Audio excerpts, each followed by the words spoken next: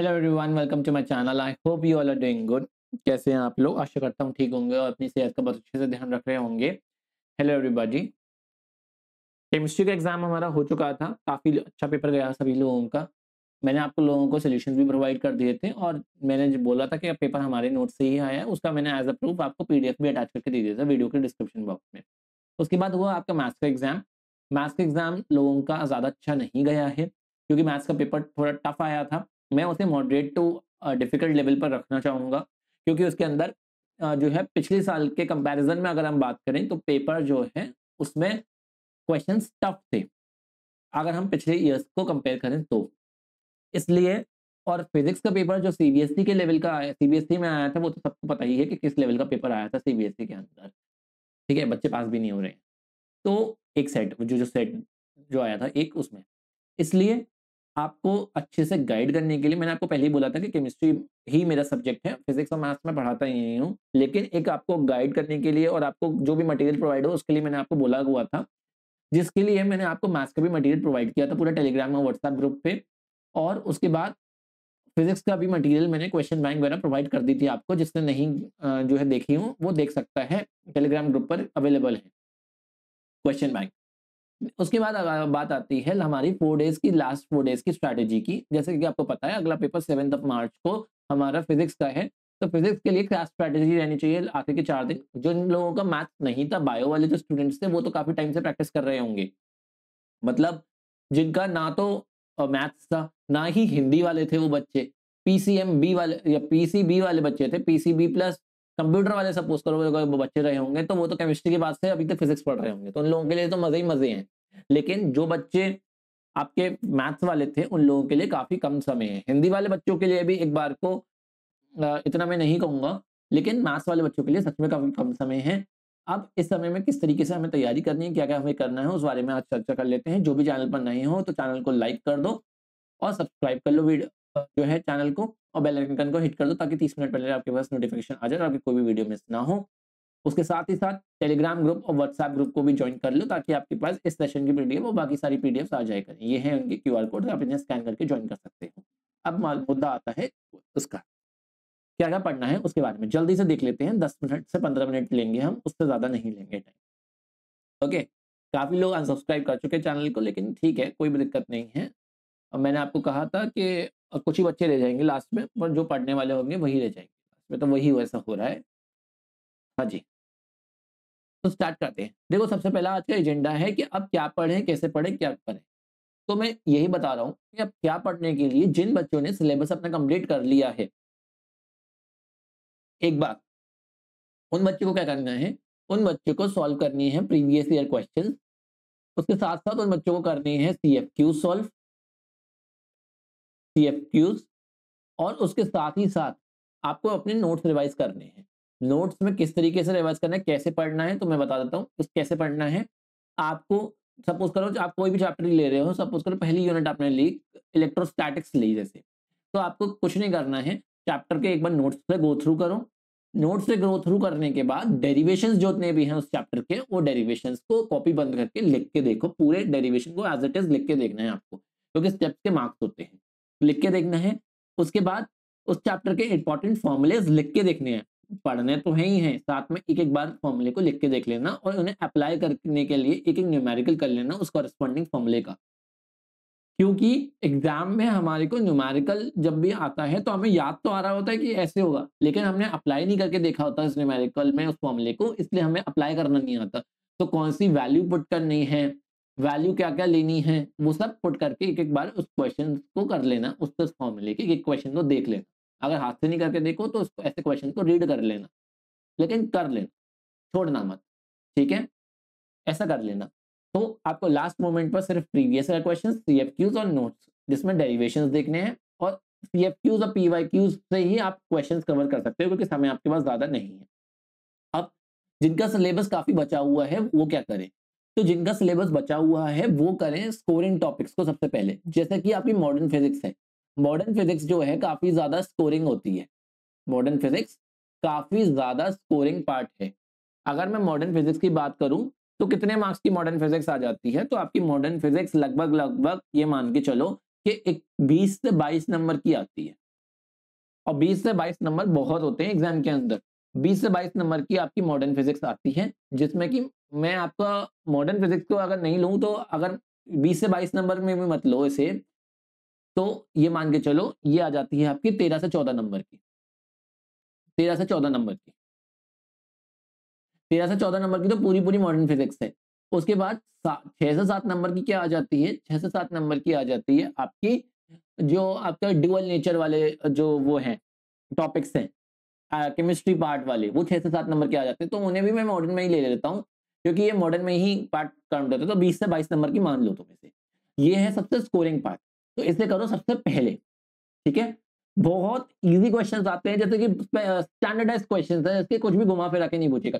De Broglie wavelength क्या होती है, उसमें कोई न्यूमेरिकल दे देगा, कोई एक्सप्रेशन दे देगा, या फिर आपसे जो है ड्यूअल नेचर पूछ लेगा, वेव नेचर और पार्टिकल नेचर के बारे में, या बाइंडिंग एनर्जी पर न्यूक्लियो निकलवा लेगा, या फिर फिजन और फ्यूजन की एनर्जी कैलकुलेट करवा लेगा, या फिर सेमीकंडक्टर्स, डायोड्स, इन सब के बारे में कैलकुलेट करा लेगा, या क्वेश्चंस पूछ लेगा। स्टैंडर्ड क्वेश्चंस आते हैं और बहुत ही स्कोरिंग चैप्टर है, तो सबसे पहले प्रायोरिटी दो इसे।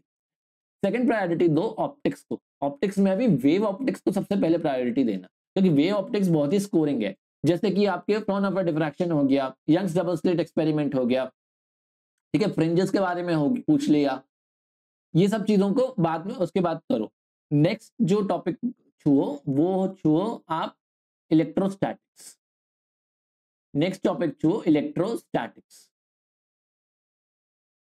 और लास्ट टॉपिक आपको छूना है वो है आपका सबसे पहले तो ray optics, ray optics, and then उसके बाद छूनी है आपको अपने मैग्नेटिज्म, इलेक्ट्रोमैग्नेटिक इंडक्शन, और बाकी सारे जो टॉपिक्स बच गए वो सब। अच्छा, आप इसमें मॉडर्न फिजिक्स के साथ इलेक्ट्रोमैग्नेटिक इंडक्शन को भी काउंट कर सकते हो। 2 मार्क्स का वो स्टैंडर्ड आता है क्वेश्चन, और उसमें कुछ नहीं पूछेगा, वेवलेंथ के बारे में पूछ लेगा, इसकी वेवलेंथ, उसके यूजर्स के बारे में पूछ लेगा। तो इस तरीके से टॉपिक्स को प्रायोरिटी देना। मैग्नेटिज्म, इलेक्ट्रोमैग्नेटिक जो है ना इंडक्शन, ये सब के बारे में कर लेना। जैसे कि आपका एसी करंट्स हो गया, मैग्नेटिक इफेक्ट ऑफ करंट हो गया, करंट इलेक्ट्रिसिटी हो गया, ये सब बाद में कर लेना। करंट इलेक्ट्रिसिटी हो गया है ना, मैग्नेटिक इफेक्ट ऑफ करंट हो गया, एसी वगैरह के बारे में हो गया, ट्रांसफॉर्मर्स के बारे में हो गया, ये सब बाद में कर लेना। उसके बाद भी इसमें ये तो आपको पूरे पूरे करने हैं अभी के लिए, बाकी के में टाइम बचे तो कर लेना, क्योंकि ये उन लोगों के लिए बता रहा हूँ जिसको टाइम कम है इनके लिए। अगर ना बचे तो इसमें श्योर टॉपिक्स भी हैं, वो मैं अगले लेक्चर में बताऊंगा क्या क्या श्योर टॉपिक्स आते हैं, जैसे कि लेंस में का फॉर्मूला है ना।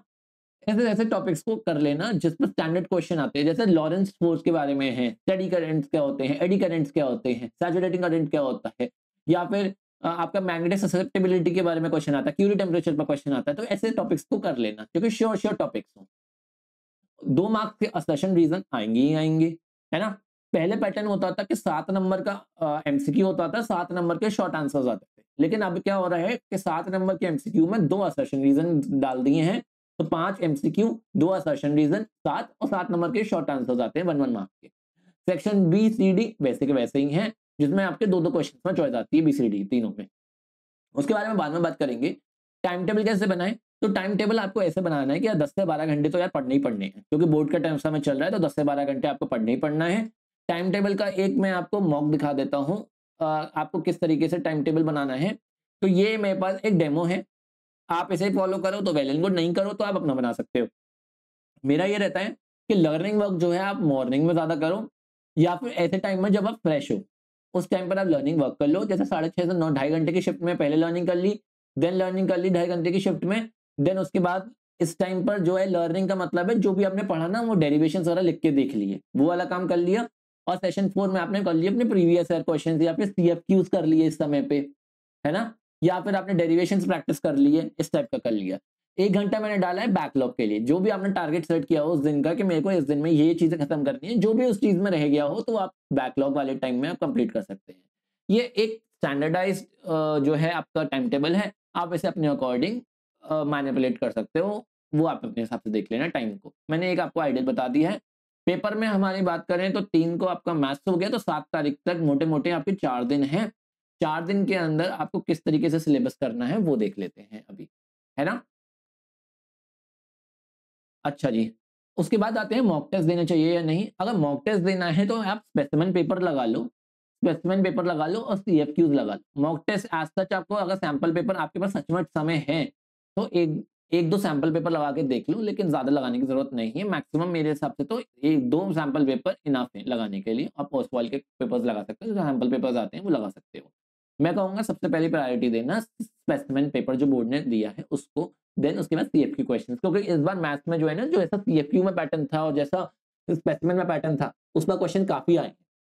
तो इसका फिजिक्स का भी भरोसा नहीं है, फिजिक्स का पेपर भी आपका लेवल अच्छा आ सकता है, क्योंकि केमिस्ट्री इजी आ गया तो इसका मतलब है आपका फिजिक्स अच्छे लेवल का आ सकता है। फिजिक्स समझ नहीं आती तो यार यही है कि अगर फिजिक्स समझ नहीं आती तो वही टॉपिक्स करने के लिए हैं अब इस समय जहां पे ज्यादा रीजनिंग का पार्ट नहीं है। रीजनिंग के पार्ट को छोड़ दो, जो चीज एज इट इज क्रैम करने की है उन्हें कर लो, यही हो सकता है। अभी मोटिवेशन चाहिए तो यार मोटिवेशन तो पढ़ने का यही है कि मैंने आपको पहले भी बताया हुआ है ये वाली बात कि आपके पेरेंट्स से बेस्ट या फिर जिसको भी आप सबसे ज्यादा प्यार करते हो उससे बेस्ट मोटिवेशन आपके लिए कोई नहीं है। आप उनका चेहरा सामने आंखों के सामने रखो, अपने आप मोटिवेशन मिल जाएगा कि हमें इनके लिए पढ़ना है, किसी के लिए पढ़ना है, हमें इनको प्रूव करके दिखाना है। या फिर जो आपको अंडर एस्टिमेट करते हैं, जो आपको जो है डोमिनेट करते हैं, आप उनको प्रूव करने के लिए दिखाना है आपको। ये मोटिवेशन रखो। डिस्ट्रैक्शंस को ओवरकम करने का यही तरीका है, फोन को बंद कर दो, एयरप्लेन मोड में डाल के रखो, वाईफाई से कनेक्ट करके रखो, नहीं है तो नोटिफिकेशन को म्यूट कर दो और जो है अपने फोन को बंद कर स्विच ऑफ करके पढ़ो, यही है। ओके, और बाकी की क्वेरीज आपकी देख लेंगे, अगर कोई होगी तो कमेंट सेक्शन में आप मुझे बता दें। अच्छा, ये हो गया आपका, और इतना सब कुछ मैंने बता दिया। अब बात कर लेते हैं आपको किस तरीके से खत्म करना है आपका सिलेबस। तो देखो, सिलेबस के लिए हमारे पास आज है 3rd, 4th, 5th, 6th और 7th को आपका एग्जाम है। अगर 7th को एग्जाम है तो आपको 7th को मैं कहूंगा कि मेरे जो मार्क्स आए हैं तो मैंने 7th को नहीं पढ़ा। 7th का दिन सिर्फ आपको रखना है ओनली फॉर ग्राफ्स देखने हैं लास्ट मोमेंट पर सारे, और साथ में फॉर्मूला रिवाइज करते हैं बस। ये फॉर्मूला देख लेना, सबकी यूनिट्स देख लेना, सब कांस्टेंट्स की वैल्यू देख लेना, और एग्जाम में वही कांस्टेंट्स की वैल्यू अप्लाई करना जो कि लास्ट पेज पर दे रखी हो, अपने हिसाब से मत करना। फॉर्मूला देखने हैं, ठीक है ना। और ये भी कब तक करने हैं, ये सिर्फ और सिर्फ 10 AM तक करने हैं। 10 AM के बाद तो छूने ही नहीं है फिजिक्स, वरना आपको आएगा ही नहीं, एग्जाम में होंगे नहीं क्वेश्चन, ये याद रखना। 3rd, 4th, 5th, 6th मैंने कहा आपसे कि जिसने कर लिया है वेल एंड गुड, जिसने नहीं किया है वो सबसे पहले अपनी मॉडर्न फिजिक्स स्टार्ट करे। मॉडर्न फिजिक्स के पार्ट को करो, जो स्कोरिंग पार्ट है पहले उसे करो, मॉडर्न फिजिक्स अपनाओ। फिर मॉडर्न फिजिक्स के बाद आप अपनी ऑप्टिक्स पर आओ, modern physics, then modern physics के बाद आओ अपनी ऑप्टिक्स पे, और ऑप्टिक्स के बाद आओ इलेक्ट्रोस्टैट्स पे, और इलेक्ट्रोस्टैट्स के बाद देन करो आप अपनी करंट इलेक्ट्रिसिटी। और मैं इलेक्ट्रोस्टैट्स में करंट इलेक्ट्रिसिटी भी इंक्लूड हो जाती है, तो करंट इलेक्ट्रिसिटी इलेक्ट्रोस्टैट्स को एक ही ले लेते हैं, है ना। और उसके बाद आओ अपनी आप मैग्नेटिज्म पे, जो है मॉडर्न फिजिक्स में इलेक्ट्रोमैग्नेटिक इंडक्शन भी ले लेते हैं, जिसमें आपकी वेवलेंथ वगैरह के बारे में है ना, वो वाली टॉपिक्स को भी ले लेते हैं। देन आप अपने मैग्नेटिज्म पे और एसी पे, मैग्नेटिज्म और एसी वाले पार्ट पर यहाँ आ जाओ, ठीक है। इस तरीके से आपको अपना सिलेबस करना है। अच्छा जी, 3rd को मैं कहूंगा आपके जितने भी चैप्टर्स हैं, 3rd को आज मॉडर्न फिजिक्स अपनी निपटा। मॉडर्न फिजिक्स में ज्यादा पार्ट नहीं है, आपका इलेक्ट्रॉनिक डिवाइसेस वाला है, जंक्शन डायोड, सेमीकंडक्टर्स के बारे में है, एटम्स के बारे में है, ये सारा पार्ट निपटा लो, मॉडर्न फिजिक्स अपनी निपटा लो। 4 को मैं कहूंगा या और इसके साथ साथ इलेक्ट्रोमैग्नेटिक इंडक्शन भी निपटा, ठीक है, ज्यादा पार्ट नहीं है। 4 को मैं कहूंगा कि 4 को जो है आप उसके बाद निपटाओ अपनी ऑप्टिक्स। ऑप्टिक्स उसके साथ डुअल नेचर ऑफ वेव्स, जिसमें डी ब्रोगली वगैरह है, डुअल नेचर ऑफ वेव्स है ना, वेव नेचर, पार्टिकल नेचर, ये सब आप अपने 4 को निपटा लो। 4 तक इतना पार्ट हो गया। तो 4 तक आपको पता है आप कितना पार्ट कर चुके हो, आप 4 तक कर चुके हो अराउंड ये मानो 21 और 18 मार्क्स की ऑप्टिक्स आती है, 18 की ऑप्टिक्स है, और ये पार्ट पूरा 21 मार्क्स का मान लो, तो आप कितने मार्क्स का पार्ट कर चुके हो, 39 मार्क्स कर चुके हो, 39 मार्क्स का कर चुके होगे। अब उसके बाद 5th को क्या करना है, 5th को सबसे पहले करनी है आपको इलेक्ट्रोस्टैट्स और करंट इलेक्ट्रिसिटी, इलेक्ट्रोस्टैट्स और करंट इलेक्ट्रिसिटी। इससे आप कर लोगे अपना 14 मार्क्स का पार्ट। 53 मार्क्स का पार्ट हो गया। 53 मार्क्स के पार्ट के बाद उसके बाद इसी दिन आपको करनी है अपनी क्या, इसी दिन आपको करनी है अपनी मैग्नेटिज्म।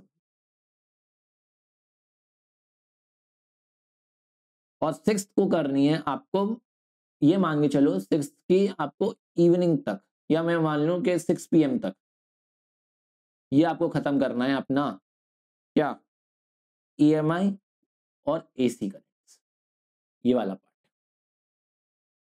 6th के बाद जो टाइम रह जाएगा 6th के टाइम शाम के बाद, उसमें आपको सिर्फ और सिर्फ अच्छे अच्छे PYQs देखने हैं और CFQs पढ़ने हैं। ठीक है, PYQs देखने हैं, CFQs पढ़ने हैं और आपका रिवीजन करना है। अच्छा, अब कोई कहेगा कि इतना जल्दी जल्दी तो सब कुछ हो नहीं पाएगा, तो जल्दी जल्दी नहीं हो पाएगा ना, तो इसलिए जब भी आप मॉडर्न फिजिक्स वगैरह पढ़ोगे तो साथ ही साथ उसके प्रीवियस क्वेश्चन भी लगाते चलना ओरली। आपके पास इतना टाइम तो है नहीं, सोल्यूशन करके देख लो सबके, तो सिर्फ और सिर्फ जो मोस्ट इंपॉर्टेंट क्वेश्चन है उन्हीं के सोल्यूशन करना, बाकी होंगे प्रीवियस ईयर साथ ही साथ, और CFQs भी साथ ही साथ देखते चले जाना। ठीक है, क्योंकि आपके पास इतना टाइम नहीं है, सिलेबस से ज्यादा टाइम है कम। तो मॉडर्न फिजिक्स और इलेक्ट्रोमैग्नेटिक इंडक्शन आज निपटा दो, कल ऑप्टिक्स और डुअल नेचर वेव्स निपटा दो, तो यानी आपकी वेव रे ऑप्टिक्स हो जाएगी, वेव ऑप्टिक्स हो जाएगी और डुअल नेचर वाला पार्ट आ जाएगा। डुअल नेचर वाला पार्ट 7 नंबर का होता है, ऑप्टिक्स आपकी 18 है, तो आपका 25 नंबर का पार्ट कल हो जाएगा। आज आपका पार्ट हो जाएगा जो है 13 मार्क्स का, 13 मार्क्स का आज कर लो, 18 नंबर का कल कर लेना। 5 तारीख को इलेक्ट्रोस्टैटिक्स करंट इलेक्ट्रिसिटी कर लेना, ये 14 मार्क्स का पार्ट है, और मैग्नेटिज्म कर लेना, मैग्नेटिज्म आपका 7 से 8 नंबर का पार्ट है। ठीक है, तो इस तरीके से आपका 21 नंबर का पार्ट यहाँ हो जाएगा, और 6 को कर लेना EMI और AC, ये भी आपका 7 से 8 नंबर का पार्ट है। तो इससे आपका स्कोरिंग पार्ट जो है वो पहले के 3 दिनों में ही हो जाएगा। 6 को जो है अगर आपका EMI AC से ज्यादा नहीं हो पाए, आपको नहीं हो पाए आपसे, तो सिर्फ और सिर्फ उसके इंपॉर्टेंट टॉपिक्स कर लेना, जैसे कि आपका जो है इसमें से इंपॉर्टेंट टॉपिक्स क्या हैं, जैसे कि ट्रांसफार्मर के बारे में है, ठीक है, या फिर आपका स्टॉपिंग पोटेंशियल है, ड्रिफ्ट वेलोसिटी है, ये सब कर लेना, है ना। मैग्नेटिक ससेप्टेबिलिटी है, एसी में से है तो एसी में आपकी इंपिडेंस वगैरह हो गई, वो कर लेना। इंपॉर्टेंट टॉपिक्स सुन लो अब, इंपॉर्टेंट टॉपिक्स क्या क्या हैं, जैसे कि सब एक टॉपिक में सबसे ज्यादा क्वेश्चंस आते हैं, वो है मैग्नेटिक ससेप्टेबिलिटी, जो कि हमारे कायम के ग्राफ बनते हैं, कायम के जो ग्राफ बनते हैं मैग्नेटिक ससेप्टेबिलिटी के, वो स्पेशली डाया वाला जो ग्राफ है वो काफी इंपॉर्टेंट आता है, क्यूरिज टेम्परेचर के बारे में, ये सब पढ़ लेना, है ना। उसके बाद ऑप्टिक्स में रिफ्रैक्टिव इंडेक्स वगैरह पे, क्रिटिकल एंगल वगैरह पे न्यूमेरिकल्स प्रैक्टिस कर लेना, ट्रांसफॉर्मर्स के बारे में पढ़ लेना। मैं लिख देता हूं यहाँ सारे टॉपिक्स, देखो मैग्नेटिक ससेप्टेबिलिटी पर पढ़ लेना, पढ़ते समय ये चीजें टॉपिक्स इंपॉर्टेंट मार्क करते चलना। उसके बाद क्रिटिकल एंगल के बारे में पढ़ लेना, है ना। ट्रांसफॉर्मर्स के बारे में पढ़ लेना, एक बार ट्रांसफॉर्मर्स देख लेना। उसके बाद आपके जब भी लेंस के बारे में पढ़ो तो लेंस मेकर फॉर्मूला कर लेना, लेंस मेकर फॉर्मूला काफी इंपॉर्टेंट है। फोकल लेंथ के क्वेश्चंस कर लेना, फोकल लेंथ के बाद क्वेश्चंस इंपॉर्टेंट है, ठीक है। उसके बाद कॉम्बिनेशन ऑफ लेंसेज पढ़ लेना, इसमें कॉम्बिनेशन ऑफ लेंसेज काफी इंपॉर्टेंट है ना, कॉम्बिनेशन ऑफ लेंसेज काफी इंपॉर्टेंट है। देन उसके बाद अगर मैं कहूँ तो वेव ऑप्टिक्स में डुअल नेचर पढ़ लेना, डी ब्रोगली वेवलेंथ पढ़ लेना, डी ब्रोगली वेवलेंथ पढ़ लेना, है ना। उसके बाद अगर मैं और आगे बात करूं तो इलेक्ट्रिसिटी में किरचॉफ तो बहुत ही इंपॉर्टेंट है, किरचॉफ का फर्स्ट रूल भी और किरचॉफ का सेकंड रूल भी, दोनों ही इंपॉर्टेंट है। एक चार्ज के कंजर्वेशन की बात करता है और एक एनर्जी के कंजर्वेशन की बात करता है, दोनों ही किरचॉफ के इंपॉर्टेंट है, न्यूमेरिकल आएगा किरचॉफ में से 100%। देन उसके बाद EMR वाले चैप्टर में, इलेक्ट्रोमैग्नेटिक रेडिएशन वाले चैप्टर में आपको वेवलेंथ पढ़नी है सबकी, है ना, वेवलेंथ पढ़नी है, यूजेस एप्लीकेशन ये सब पढ़ने हैं। देन उसके बाद ड्रिफ्ट वेलोसिटी के बारे में जरूर पढ़ना, ड्रिफ्ट वेलोसिटी जरूर पढ़ना, पढ़ते टाइम याद रखना ये सब चीजें, ठीक है। उसके बाद हाँ, इसकी वेव थ्योरी याद रखना, इसकी वेव थ्योरी में जो है लॉ ऑफ रिफ्लेक्शन है, लॉ ऑफ रिफ्लेक्शन वो जरूर पढ़ लेना। यंग्स का डबल स्लिट एक्सपेरिमेंट करना है, वेव ऑप्टिक्स में यंग्स का डबल स्लिट एक्सपेरिमेंट जरूर करना है, ठीक है। डबल स्लिट पर काफी क्वेश्चंस आए हुए हैं पिछले सालों में। देन अगर आप मॉडर्न पढ़ोगे तो मॉडर्न में bore binding energy per nucleon निकालने वाले क्वेश्चंस प्रैक्टिस कर ही लेना, है ना। इस वजह क्वेश्चन आना ही आना है। अच्छा, उसके बाद व्हीटस्टोन ब्रिज का जरूर पढ़ना, इलेक्ट्रिसिटी में व्हीटस्टोन ब्रिज जरूर पढ़ना, है ना। जो आपका R1/R2 R3/R4 के बराबर होता है वो पढ़ लेना। देन उसके बाद N और P टाइप के सेमीकंडक्टर्स पढ़ लेना आपने।